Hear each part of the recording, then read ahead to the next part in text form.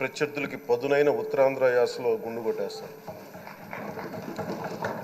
ఒకటే బాధేస్తా ఉంది సార్, ఇకపైన మీకు తిట్టే అవకాశం లేకపోవడం. కానీ ఇక మీద సభలో ఎవరు తిడుతున్నా దాన్ని ఆఫ్ చేసే బాధ్యత మీ చేతిలోనే ఉంది. మీరే మైక్ ఆఫ్ చేయాలి. అంటే మా చిన్నప్పుడు నేను చూసేవాడు, ఒకసారి అల్లరి చేసే అబ్బాయిని క్లాస్ లీడర్ చేసేవాడు చిన్నప్పుడు మా స్కూల్లో. కానీ ఇన్నాళ్ళు ప్రజలు మీ వాడి వేడి పలుకులు, మీ ఘాటైన వాగ్ధాటి చూశారు. ఈ రోజు నుంచి రాష్ట్ర ప్రజలు మీ హుందాతనం చూస్తారు. డిబేట్స్ వెనకాల దాక్కుని సంస్కారహీనమైన భాషలని భావాలని రకరకాల మాధ్యాల్లో విరజిమ్ముతూ ఉంటారు.